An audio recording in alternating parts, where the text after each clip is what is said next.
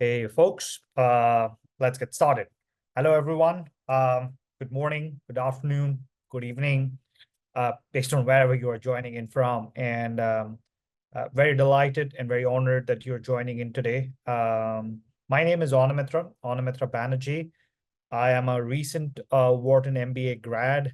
Um, I started my life with consulting with a firm called McKinsey, and then moved on to consulting with Parthenon.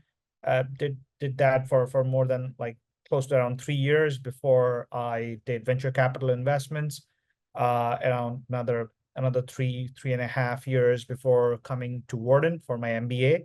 Post Wharton, I am going on to work for Amazon in their corporate development division, which is basically the division which builds on M&A, which is mergers and acquisitions, which is buying and selling companies.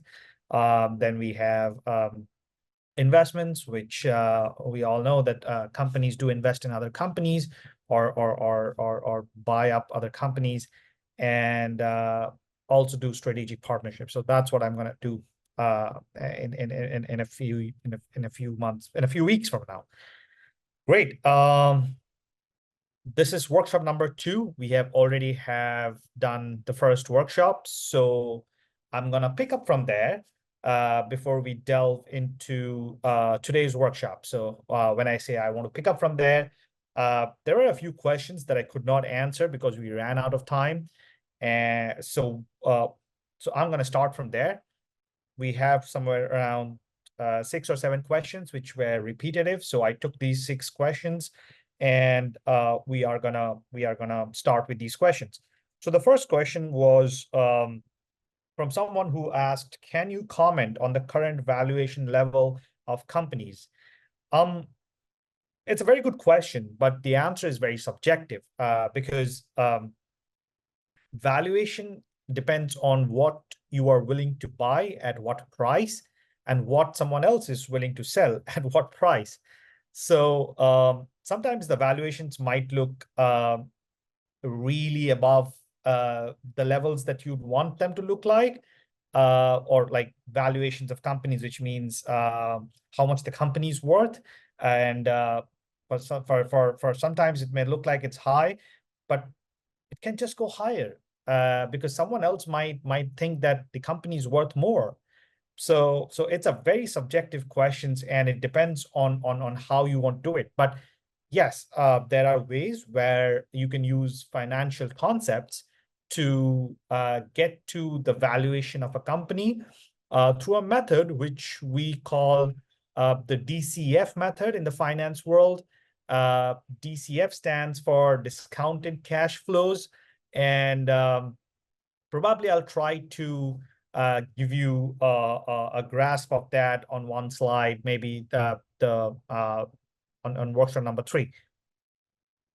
The next question that I had is, how do interest rates affect the stock market? Brilliant question. Absolutely great. Interest rates, when we first think about it, it might not have too much of a pull on the stock market, but it actually does. There is so much that's going on. And let me give you an example. Think about it.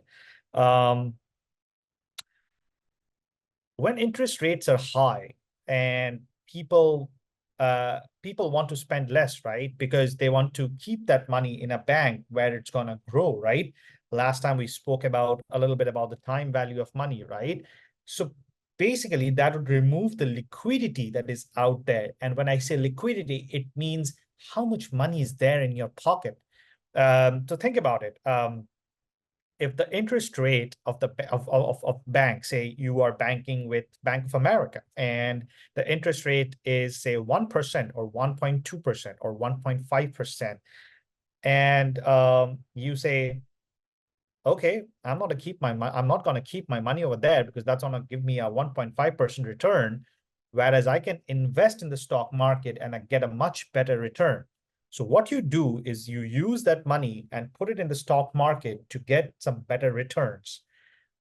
Now, when the interest rate is high, say somewhere around 6% or 5.5% as it is today, what you do is you feel like there's a lot of risk in the market.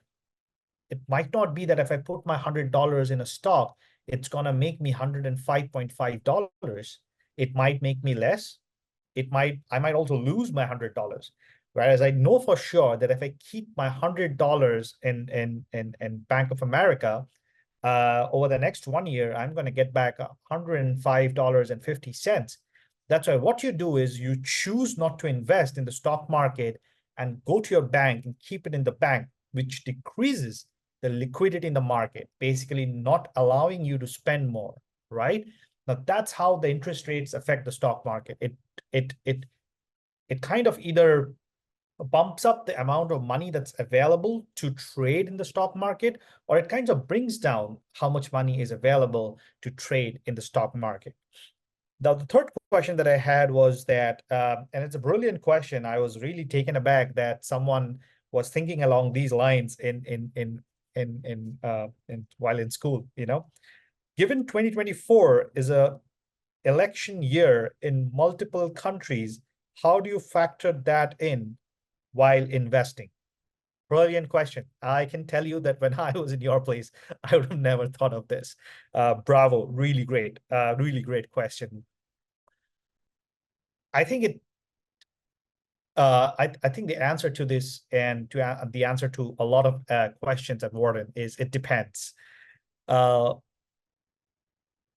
Elections have a lot of sway on how the market would go and where money can be made, because different governments and say different administrations have different priorities. Like say, for example,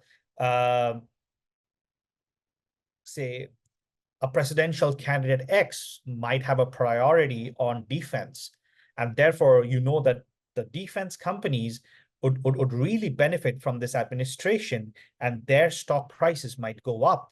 Whereas, say, a presidential candidate Y, thinks that they want to build more on tech, or they want to make it a better tech country, bring technology into, say, tax reforms, bring technology into the way, say, you file your taxes, in the way you file for your passports and stuff like that, right? And so that the tech companies would make a killing if this candidate Y comes to power. And I think that is how,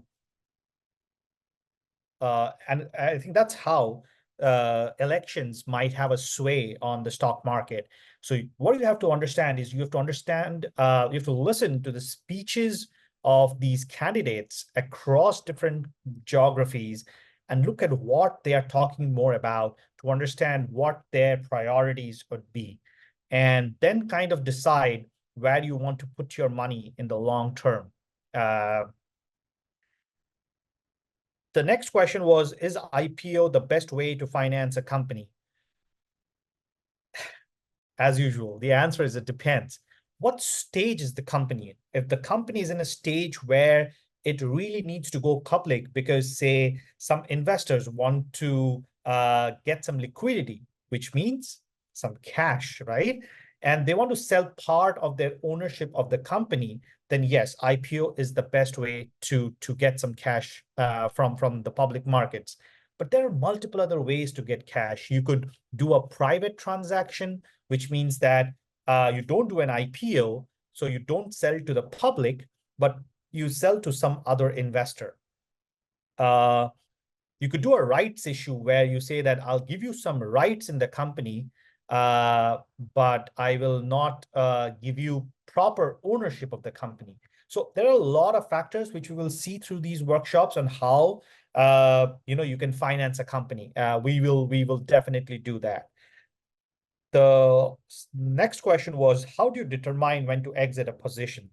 Really great question. And we are going to devote around 10 minutes one of these days into when do we exit a company. But for now, the answer and the shorter version of the answer to this question is discipline. You'll have to be disciplined in the market. You should have your goal. And the moment you reach your goal is when you exit a company. Say, if your goal is that I want to make 10% in a year on the amount of money that I have, So say you have $100 at a 10% annual interest rate, you want to make $110 in 1 year from now. So the moment you reach $110, you exit. Similarly, when you make a loss, you say that I can take a hit up to a certain level.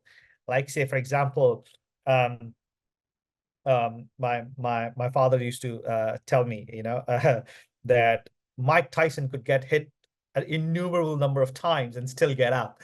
So uh, you don't need to understand how many times you can get hit. So if you have $100 and you say that I can take a loss of 10%, which means that I can bear to lose $10 in the market, then you should have a stop loss order at $90, which means that the moment the stock price reaches $90, you exit that position. So it totally depends on you, but it depends on how much amount of discipline you have, because without discipline, it's very, very, very hard to make money in the markets. And the last question that I had was that, will the future workshops teach us how to read financial statements? Yes, it will. I will be doing financial statements on the next one, which is workshop number 3. I wanted to do it today, but I will not be doing it because most of you, as you know, like most of you and your peers are part of this competition called the Stock Track competition, which is basically you are part of the GYM, which is the Global Youth Meetup that Wharton holds. And I wanted to give you trading strategies first so that you guys can trade more over the coming week. And then next week, I thought we will do financial statements and go a little bit deeper into understanding how the finance of a company works. Having said that, that's basically all. And we will start with what we have to go through today. And before I do that, some housekeeping rules. I would love if everyone keeps themselves on mute. Thank you so much. And the way we will do these workshops, as we have been doing before, is to I'll try to wrap this up in 45 minutes from when we started. So maybe another 41-ish minutes. I'll try to wrap this up, and then we will hold the last 15 minutes for any questions that you might have, and any questions that I can help you with and answer for you. I'll ask that everyone does not type in all their questions at the same time. So as I go, if you come up with some more questions that you want to ask, and it's a burning question, just put it on the chat, and I will go one by one at the 45-minute mark. I hope that's okay. And yeah, let's start today.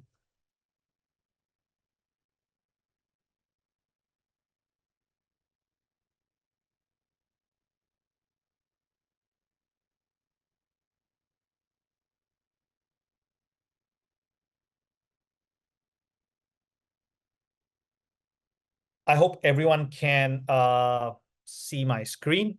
And so today we are going to talk about a little bit of the different investing strategies that we have to win in an unpredictable market. As we all know, right? Markets are the most unpredictable things that I have actually encountered in my life. So let me start with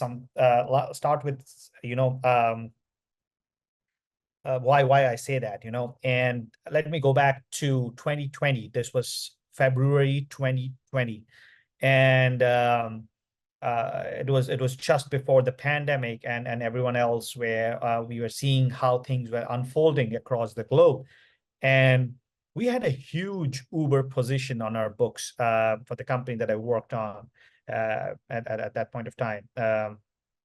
It was worth more than multi-million dollars, like three-digit million dollars, and we were not sure as to like what we would do. So one day, the chief financial officer of my company, he calls us all into his meeting room, and he tells me, Anamitra, what do you think will happen? And I was like, I was one of the most youngest and typically, I'd say, without a lot of experience in that room, given the other stalwarts that they were. So I said, I do not know, sir. He said, what can you research and tell me? I said, definitely, I can do that. And so I went back and I researched as to like, what happens in such black swan events? What happens when people panic? So I tried to research more about the unpredictability of the market, right? Because nobody could understand what's going on. Nobody could understand what's happening. And Uber was growing at that point of time. So we really did not want to sell our positions because we thought that, we can hold on to them for some more time, then we would have made more money. And then I went back again into the meeting, and lo and behold, one of the senior managers actually said that yes, we want to hold on to it, because we are going to make a hell lot of more money if we can hold on to those Uber positions that we had. And I stood up and I looked into the eyes of my chief financial officer, and I told him we should sell, and we should sell immediately. And my CFO looked at me and said, but why, Anamitra? Why? Why do you want to sell when everyone else is saying that we should hold on? So I backed what I was saying with all my research about the other black swan events that have happened so far, and how much indexes, which is like, say, for example, New York Stock Exchange is one index, the London Stock Exchange is one index, the Hong Kong Stock Exchange is one index. So how much indexes have removed wealth when such black swan events have occurred. And it was definitely backed by research, but it was also a gut call. And at the end of the day, I said, the way I see this unfolding is it's gonna take a hit at transportation. So we should definitely get out of transportation, because people are not gonna travel when something like a pandemic occurs. And at that point of time, I did not know anything. I did not know about anything that could happen. This is February 2020. Everybody is just seeing how this unfolds. And yeah, and he sent me on the next flight to New York. I was sitting with some Goldman Sachs bankers. Goldman Sachs is a huge investment bank who does these kind of transactions. And I was sitting with Goldman Sachs bankers in New York, liquidating our positions in the market. And the rest is history. So what I wanted you to understand from this is that markets are unpredictable. You can never predict with certainty, with 100% certainty, what will happen. But what you'll always have to do in your life when you're investing is kind of box your research with your guts, because your gut will tell you something. It will always tell you what to do.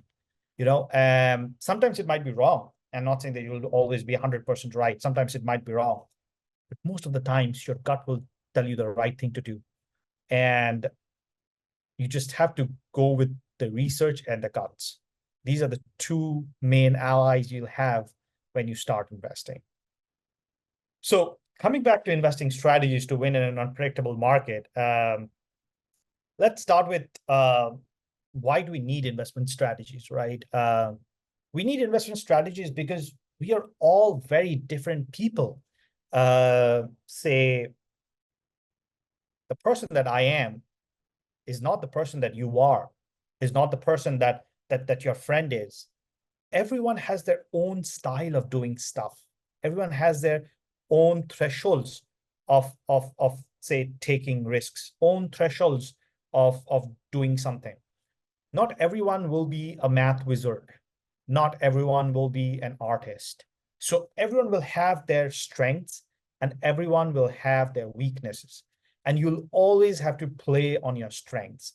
And that's why you will have different type of investment strategies which suits you, who you are as a person. Like, for example,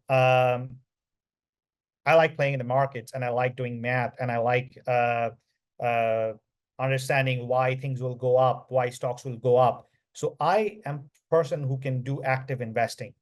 But someone who's not so crazy about stocks, someone who wants to take a more cautious approach or do passive investing, someone who wants to take risks on the growth of companies, right? And not just go after the established companies, because you know that established companies, it's in the finance world, we call it TBTF. TBTF stands for too big to fail. So people know that they will always have a stop loss, but companies which are growing, now your money could either go to zero or it could skyrocket. And so you'll have to have a much better risk appetite, and which if you want to be a growth investor and go with the investment strategy of growth investing. And there are multiple other ways that you can definitely do investing, and there are different strategies, but we will focus on 4 of them today. So, but before we focus on them, I want to tell you that having a well-defined investment strategy is very crucial, because it will help you with your investment decisions, and it will be informed with the amount of tolerance, the risk tolerance that you have, the time horizon that you have. Like, for example, I can be like, I need a heck of cash tomorrow, and I need to do short-term trading, right? So my time horizon is very low. Whereas you can be like, I don't need money until I am like in my sophomore year at college. So you might have like 2 to 3 years before you reach there, right? So depends on the time horizon and the financial objectives. Why do you want that money, and how much do you want, right? The second, like we said, stay disciplined, and please don't be emotional while investing or trading. It's the worst thing that you can do to yourself. And lastly, it's all about risk management. Like I said, it's your strategy will help you be much more risk averse, and will help you decide on how much risk you can take on, and help you be a much better investor than you would have been without following one of these strategies. So we today kind of talk about just 4 strategies: value investing, growth investing, socially responsible investing, and diversification. Yeah, I can very well see in your eyes when you see social responsible investing, you think a lot about ESG, right? Yes, of course. We'll be there. We are going to talk about ESG a bit. Wharton is big on ESG, and we really think about how the future would look like before we invest. So let's start with value investing. Can anybody tell me who's the world's greatest value investor? Can anyone write it on the chat? Let's see. Anybody? The world's, yep. That's it. I got a lot of answers. You guys are all following it to the core. Great. Yep. That's it. Warren Buffett. Warren Buffett is known as the world's greatest value investor. So how do you become a value investor? It's very simple. Yet very hard, you know. It's simple to understand how you can be one, but it's very hard to be one. So a value investor will kind of invest for value. So you will focus on finding companies which are undervalued in the market but have strong fundamentals, and buy the stock of those companies. So what I say by undervalued companies is, when you create the valuation of a company, we'll first talk about the quantitative aspect, and then we'll talk about the qualitative aspect. So when you build a financial model, which we will go through in one of our workshops, you get the value of a company. How much is the company worth? And then you see how much is the market valuing the company. Is the market valuing the company more than its value should be, or is the company valued less than it should be? If the company on the markets is valued than what it should be, go ahead and buy the stocks. That's what makes you the value investor. That's what is value investing. you will find companies which are undervalued in the market, buy them and wait for it to just pop up and give you the returns that you need. Now, how would you go about finding these undervalued companies? Like I said, the quantitative approach is to create your own discounted cash flow models, which we'll go through in one of our workshops, and come and figure out what's the actual value of the company, what's the value of the company based on its 3 financial statements. If you see that the market is valuing it lower, buy it. That makes you a value investor. Now, you can also be a growth investor where you think where you figure out. Oh, sorry. Let me first tell you about the qualitative approach, right? You read up on companies, you read up on what these companies are doing, and basically think about you think about what assets this company has, right? And if the value based on what they are doing and what the assets they have does not match the value that the market is giving them, and the market is giving them a lower value, you could also just read up more and understand if a company is undervalued, and go ahead and buy those stocks if you're a value investor.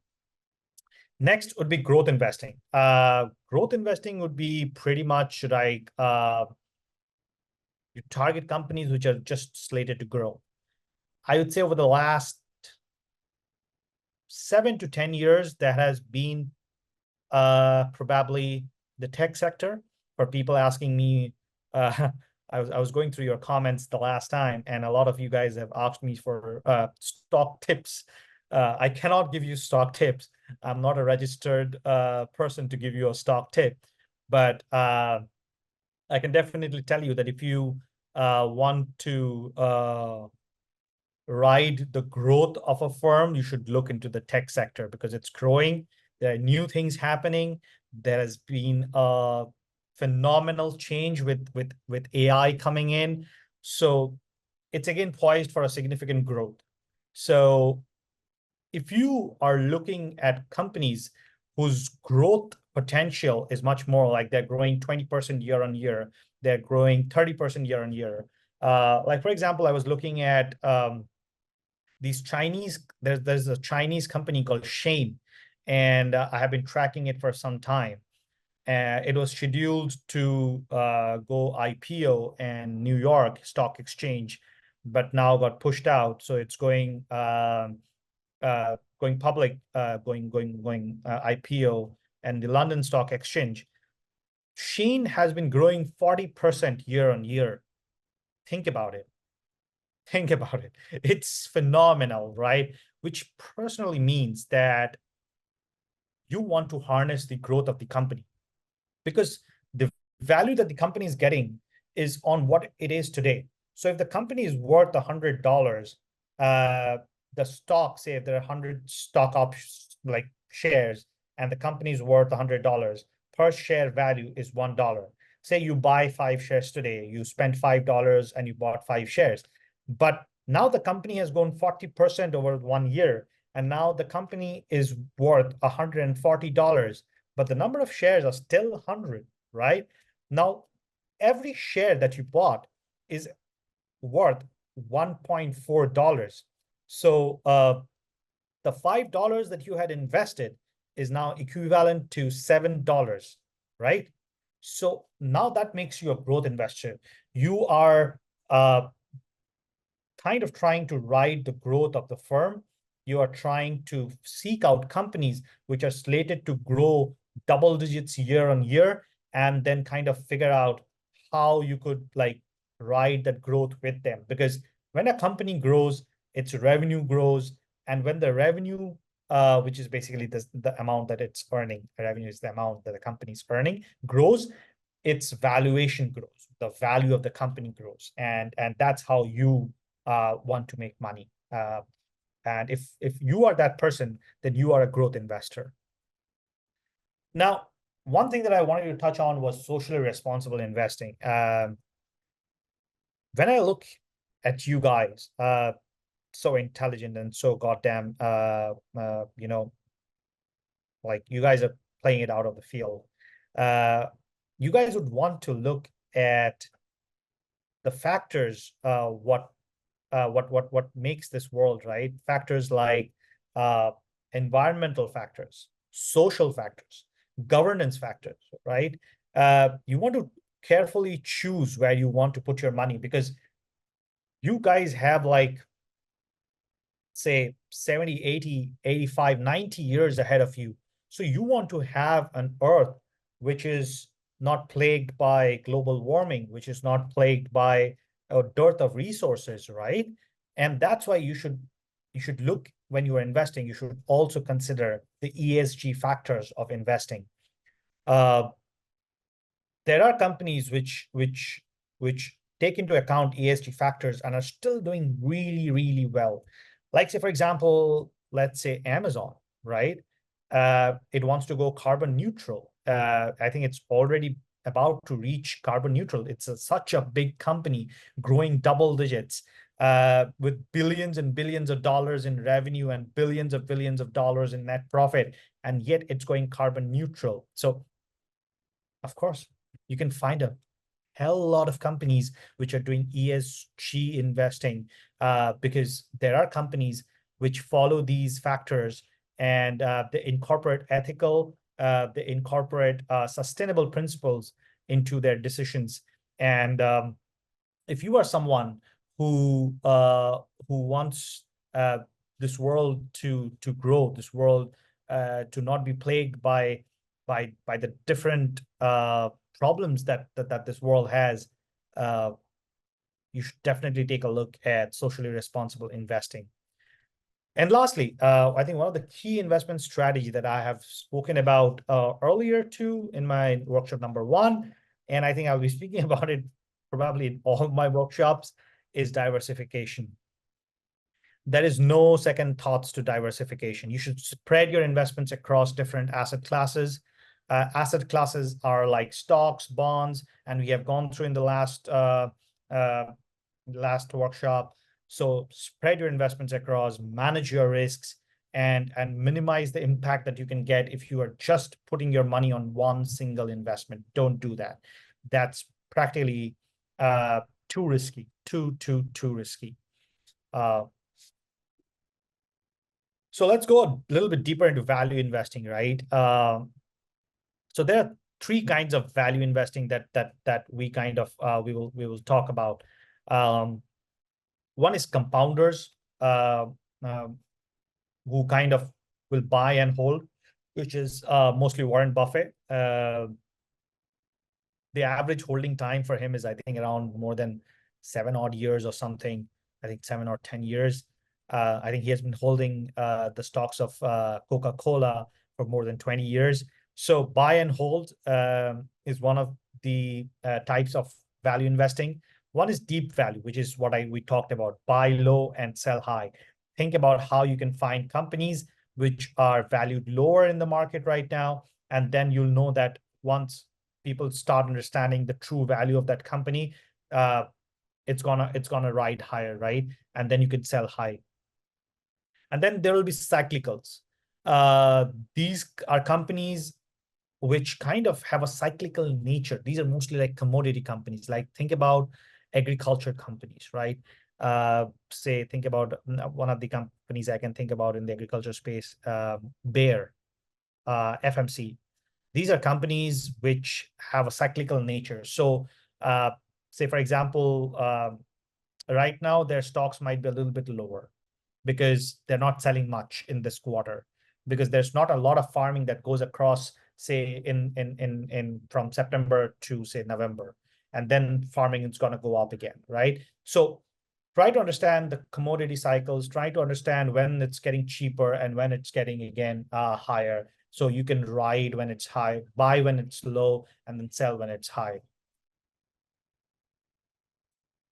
Well, the key metrics in value investing, these are some ratios that you could definitely look at. One is definitely the price to earnings ratio, which which we call as the P by E. It evaluates if a company's stock price relative to its earnings per share. So basically, you can get all of these ratios on two sites, I'll tell you. One is Google Finance, the other one is Yahoo Finance. I use Yahoo Finance. You can use any one of them. Or you can also use there's a website called Morningstar. You'll get all these ratios of companies. You just need to understand what these ratios tell you. So lower P by E ratios mean it's potentially undervalued. The company is potentially undervalued. A lower price to book ratio, that is the P by B ratio, also tells you that the company is undervalued. And lastly, the dividend yield, which basically measures the annual dividend income relative to the stock price, which tells you like the amount of dividend divided by the stock price. Tells you the potential value in stocks. Like the more the dividend, the better the stock. So what are the strategies for identifying undervalued companies? Go to one of these sites, Yahoo Finance or Google Finance, and screen for low P by E, low P by B, or high dividend yield stocks, right? You can actually make a drop down of this, and they'll tell you these are the companies which are like undervalued at this point of time. The second is analyze financial statements, like we spoke about. Build your own discounted cash flow model, which we will go into in one of my later workshops. The third point is more about more qualitative. It's about assessing the management quality. Like, say, for example, do you really believe in the person that's running the company? And you'll always get two kinds of people. Like there will be some people who will totally believe in Elon Musk. And then there's a group of people who will not. So you have to understand and assess the management quality and think about, okay, is this person the best person to run this company? If you think yes, that's a company that you want to invest in. If you think no, that's a company you want to walk away from. Fourthly, you want to think about companies with very strong cash flows and low debt. Think about it this way. If there are strong cash flows in the company, it's a very healthy company. And I was teaching a class at the Wharton Global Youth Program where we were talking about cash flows, and what we saw was, and what I made them see was that companies with strong cash flows are companies where we know that cash is coming in, right? Because at the end of the day, every obligation that you have, or as a company, every obligation that you have can be solved by cash. So if you have a strong cash flow, you have a healthy company. And lastly, I would say, think about contrarian investments. Think about sectors which are not being seen as of now, but maybe a hot favorite, like, say, for example, and I kind of feel bad in saying this, but I really feel bad in saying this. But if you are in 2021 or 2022, nobody were looking at defense stocks. It was an out of favor concept. It was an out of favor sector. Nobody was going to war, and then suddenly we have multiple wars happening, and as much as I hate it, it's a sector that could have made a lot of money because of the increase in demand of arms. But yeah, so think about what are the out of favor sectors that are there, which no one is looking at, and which could maybe in the next 2-3 years or whatever your time horizon is, could make a lot of money. Growth investing, the characteristics of growth companies would be, number one, high earnings growth, number two, innovative products, and number three, strong competitive advantages. High earnings growth is what I told you, right? Like if the company is going 40% year on year, think about it. A company was making $100 today, and next year it's making $140. So the valuation would also rise by that much amount, right? Because the valuation is mostly the way people do it is through multiples, right? So multiples of the revenue. So if the revenue is rising, the valuation of the company, the value of the company will rise. So if you're looking at high earnings growth, that's a potential growth company that you could target. Innovative products and services, right? Show of hands, how many of you here uses Chat GPT? I'm sure a lot of you guys. Yep, yep, yep. I can see a lot of hands. Yeah. Did anyone know about Chat GPT in 2023? Nope. It's an innovative product. It's an innovative service, which was developed, right? It's a cutting edge product, developed to make lives easier. So look at where innovative products and services are being built. Like say, for example, Microsoft. It could have been a redundant company, but they built services on top of it. They built innovative products. They built Copilot. They built, um, uh, you know, generative AI into their search options, which is Bing, right? So look at such companies which are building innovative products, innovative technologies, innovative services. And lastly, strong competitive advantages. Now, when I say competitive advantages, what I mean is, does that company have a moat? A moat uh, is like marking your territory. Like you do not allow anyone else to come in.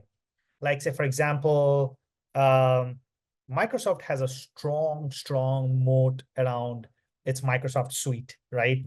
Like Google came with Google Sheets. Google came with Google, what do you call it? Document. But nobody could actually take away Word. Nobody could actually take away an Excel sheet, right? So that's called a moat. Anybody else can build, but you will always have the competitive advantage because your product is maybe superior, or you already have reached so many people and they are so used to your product that they just don't want to leave. What are the metrics that we use in growth investing? One is revenue growth, like I talked about. One is earnings growth, which is basically for people who have no understanding of the financial statement, revenue is what comes on top of the statement, which is basically how much a company is earning totally. But then earnings, the net earnings, come after subtracting a lot of things, where they have to pay tax to the government, where they have to pay for the services that they are getting, they have to pay for salaries of employees and all of that, and then comes the net earnings. So look at net earnings growth. Sometimes the revenue does not grow much, but the net earnings is growing much, which means that the company is building efficiency in its system, which is a great thing to have. And lastly, you could look at the price to earnings growth ratio. Again, all of these ratios are already there on Google Finance or Yahoo Finance. You just have to know what to look at. So lower price to earnings growth ratio indicates that the company is undervalued. So go ahead and buy it. What are the strategies to find growth companies? Focus on industries with very high growth potential, like we talked about. Emerging technologies, right? AI. Uh, Truth be told, if I would have known about what OpenAI was doing, I would have found some way to invest some amount of dollars in that company. Uh, it just went from like what from almost negligible valuation to $100 billion valuation in a very short span of time. So you have to look at what are these emerging technologies that's going to skyrocket over the next whatever your horizon is, like 2 years, 3 years, 5 years, 10 years. Look at rapidly expanding markets. Like, for example, think about Southeast Asia, a rapidly expanding market, and look at companies which are getting into that market because they will evidently sell more. There's no way that they can sell more because they're getting into a region which has almost half of the world's population. Look for companies with disruptive business models, right? Like, say, for example, 15 years back, nobody knew that there was a SaaS business model. SaaS stands for software as a service. Everyone thought, this is Microsoft Suite. You have Microsoft Word, Microsoft PowerPoint, Microsoft Excel, and I'm going to sell this to you, and bye-bye. Now you go use it. But then they thought that was a wrong way of selling. So that was an innovative business model that they figured out. Is they started saying every year we are going to charge a small amount to you, because over the lifetime of the product, they're going to make much, much, much more than they could have made if they would have sold at one go. Lastly, look at financial metrics and analyze them. You don't need to calculate them. Again, they're all there. Just look at them and just analyze them. Think about what are the competitive advantages that the company has. Like, say, for example, you want to invest in Microsoft. Think about what is it that makes Microsoft Microsoft? What is it that will not let any other company become the next Microsoft? And try figuring it out. Try figuring out the moat of the company. And lastly, yes, management quality again. Like, for example, I would close my eyes and put my money on Satya Nadella. The kind of growth that Microsoft has had over the last 5, 6, 7 years, I don't think anybody else could have had that growth. Like, that's a different visionary leadership that the man has, and that's a different kind of management quality. So read up on who the CEOs are, read up on who the founders are, and think about, is this someone that I want to close my eyes and believe on? Is this someone who's going to take me there? And that's your strategy to finding growth companies. Between growth and value investing, like we talked about, value is just figuring out undervalued companies and going after them, whereas growth investing is figuring out companies which are growing at an alarming rate and going after them. So both are different, but both will make you a lot of money and both will make you good investors. So again, like I talked about, you have to understand who you are as a person and decide what kind of an investor you are. You could be a value investor or you could be a growth investor, and both ways you're going to make a lot of money. Both ways you're going to be a good investor. So at the end, it depends on who you are. But I wanted to talk a little bit about the investor profile. So growth investing suits investors with a higher risk tolerance and longer investment horizon. So if you are not a person who can tolerate a lot of risk and who can sit tight for the next 10 years, probably you're not a growth investor. A value investor is one who is more risk averse, who will be like, NVIDIA is trading at, say, $350 or whatever it is trading on today. I think this company is going to trade more in the coming days. I think it's still undervalued. So you go ahead and you go for a shorter time horizon and you buy the stock. Last, I think next is we talk about socially responsible investing. So I would always create this umbrella. You know, there are three things, right? Socially responsible investing, ESG investing, and impact investing. Now, socially responsible investing will screen out certain sectors, right? Like, for example, and it depends on who you are, again, who you are as a person. Like, for example, I would never buy stocks of companies who are making arms and ammunitions. That's me. That's my moral code of compass. I would just not do that. So I would avoid that market sector. So it's who you are, you know, what kind of a socially responsible person you are, or what kind of a socially responsible person you want to be, that informs social responsible investing. ESG investing is investing in companies which have an ESG code, which is they do good on the environmental front.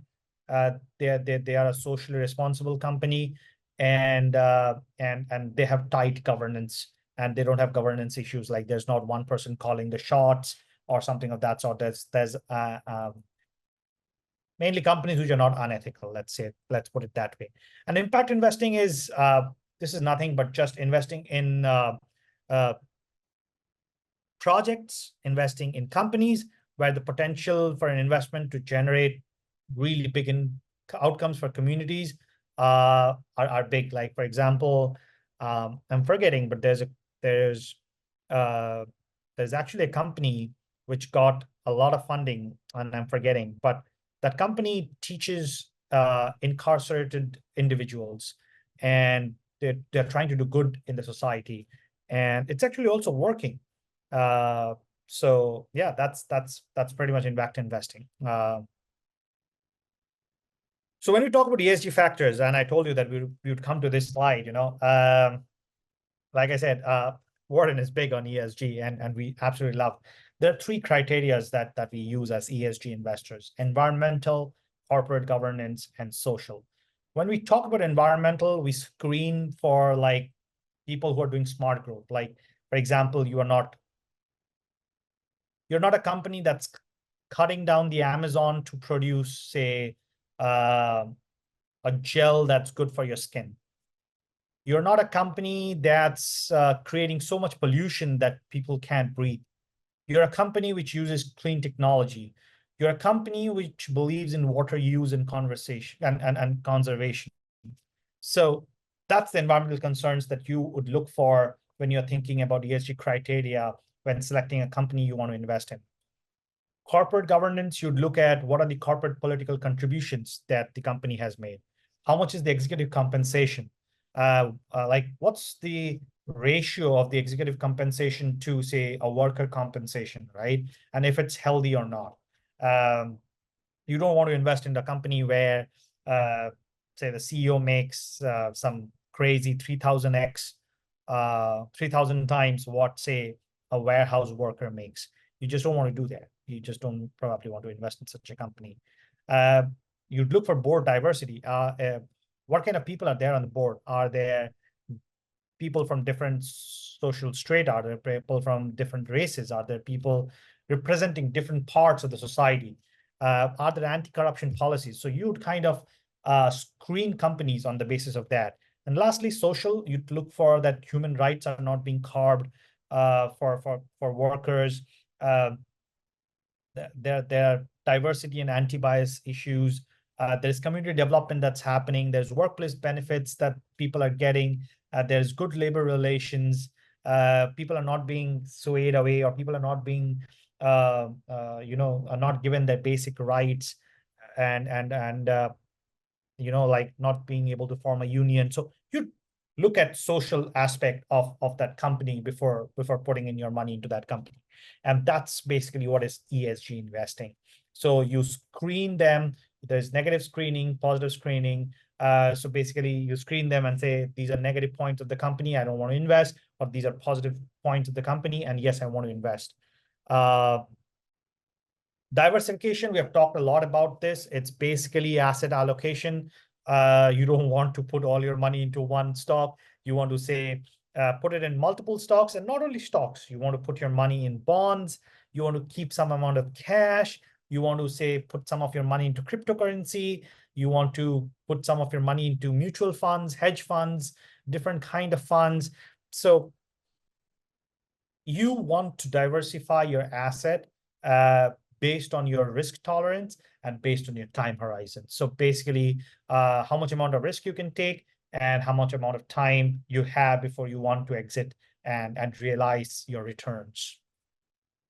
So that would be diversification, very important in the finance field. I would be like this is the number one thing that you should look at. If any of you, and most of you, are part of the Global Youth Meetup stock track competition, diversify your portfolio. That will give you better returns. I can guarantee you that for sure.